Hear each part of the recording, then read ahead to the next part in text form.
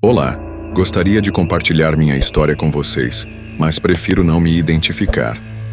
Eu morava numa cidade do interior da Bahia, numa casa antiga, há mais de 10 anos. Nunca fui ligada a nenhuma religião, mas fiz muitas amizades naquela localidade, principalmente com a Denise, minha melhor amiga, e com o pastor Rafael, que liderava uma igreja evangélica. Prefiro não dizer o nome da igreja, mas lá tinha cultos diários. E na sexta-feira era o culto de libertação. O pastor sempre me convidava para ir às reuniões. E eu dizia para ele que algum dia eu iria lá, mas esse dia nunca chegava. Com o tempo, ele se tornou um grande amigo meu e do meu marido. E sempre que passava de carro para ir à igreja, dava uma paradinha rápida lá em casa para tomar um cafezinho com a gente. E sempre refazia o convite. Eu também tinha uma vizinha que me odiava gratuitamente. Nunca havia feito nada contra ela, e não entendia o motivo de tanto ódio. Acredito que ela sentia muita inveja de mim e da minha família. Era uma senhora estranha, de mais ou menos 60 anos, que vivia sozinha. Raramente eu via algum filho vindo visitá-la. Certo dia eu estava chegando do mercado ao entardecer e ela estava no portão. De repente ela me disse furiosa: "Eu vou acabar com você." Fiquei sem entender nada, não respondi. Apenas entrei em casa e fui preparar o jantar. 3 dias depois fui até o portão atender alguém que me chamava. Era a Denise, minha amiga.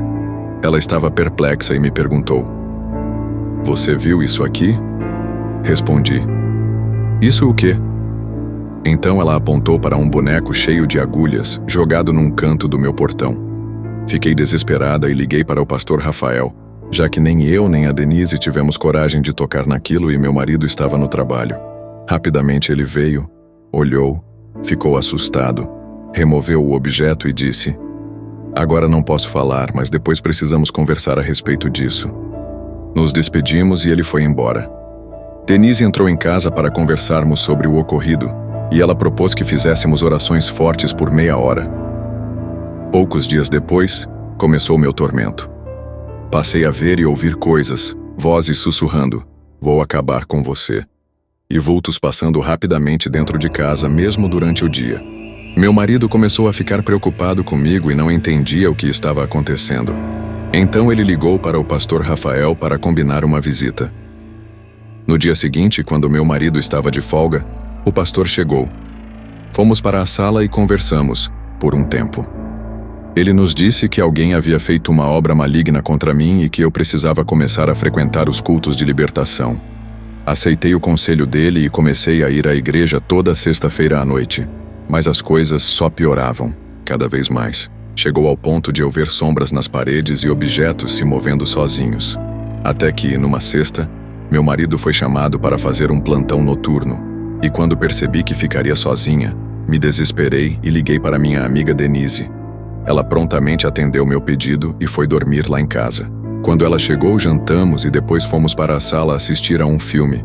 Mas de repente todas as lâmpadas começaram a piscar e logo se apagaram completamente. A escuridão da sala parecia engolir tudo ao redor. Podíamos ouvir apenas a nossa respiração acelerada e os estalos das estruturas antigas da casa.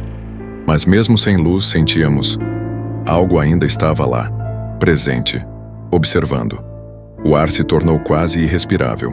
Era como se cada partícula estivesse contaminada por algo invisível e maligno. De repente, uma cadeira foi arremessada contra a parede com violência. Denise gritou. Eu a segurei com força, tentando protegê-la, mesmo que por dentro eu estivesse à beira do colapso.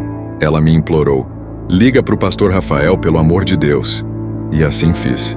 Rapidamente ele chegou em casa e acendeu uma vela que havia trazido consigo. Então ele começou a marchar pela casa, recitando o Salmo 91 em voz alta, e depois começou a orar forte. Sua voz era firme, como se confrontasse a entidade diretamente. E foi nesse momento que a manifestação ganhou uma nova forma. Uma figura surgiu no corredor, feita de sombras densas, com um rosto distorcido e olhos que pareciam 2 fendas incandescentes. Caminhava lentamente em nossa direção. A casa tremia com cada passo. "Não olhem nos olhos dele", gritou o pastor Rafael. Mas era tarde demais. Um segundo de contato visual foi suficiente para que minha mente fosse invadida.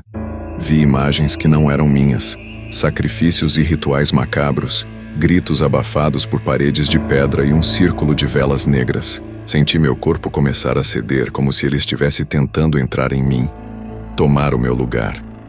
Gritei sem saber se era em voz alta ou apenas dentro da minha cabeça.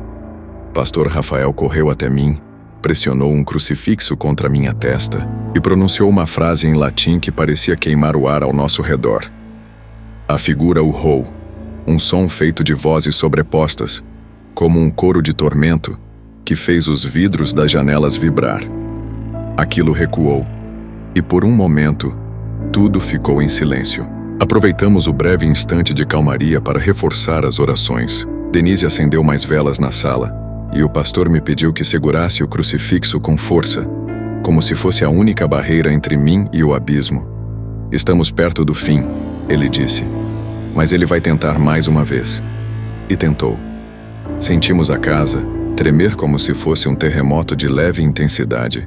Um cheiro de coisa podre invadiu o ambiente, e as vozes voltaram, agora mais intensas, mais numerosas, cada uma trazendo uma sensação diferente de agonia. Me senti cercada por 1000 presenças, mesmo estando em apenas uma sala. O pastor Rafael não parava de orar. Cada palavra parecia arrancar algo da entidade, que se contorcia em dor. A figura sombria começou a se dissolver no ar, mas não sem lutar. De repente ela se lançou em minha direção. Senti como se fosse ser rasgada em pedaços. Meu corpo inteiro congelou. Mas uma luz surgiu do crucifixo, forte e quente, e a entidade foi repelida com violência, como se fosse feita de poeira e vento. O grito que ela soltou ecoou por toda a casa, subindo pelas paredes, escapando pelo telhado. A pressão no ar desapareceu, e a sensação era de libertação. Ficamos em silêncio por alguns minutos.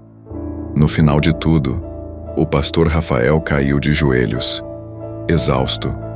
Denise chorava baixinho, e eu só conseguia respirar. Respirar de verdade. O mal havia sido expulso. Nos dias seguintes a casa estava diferente, mais leve, mais silenciosa. Consegui dormir uma noite inteira sem interrupções. Denise voltou à sua rotina, embora ainda me ligasse todos os dias. Pastor Rafael disse que agora eu estava segura, mas que eu deveria manter orações constantes. Disse que mesmo o mal tendo sido banido, as cicatrizes espirituais ainda existiam. O que me confortava era saber que não estava mais sozinha, que havia enfrentado algo inimaginável e sobrevivido. Foi Deus quem venceu aquela guerra espiritual, para mim. Quanto àquela senhora estranha, em menos de 3 meses veio a falecer misteriosamente.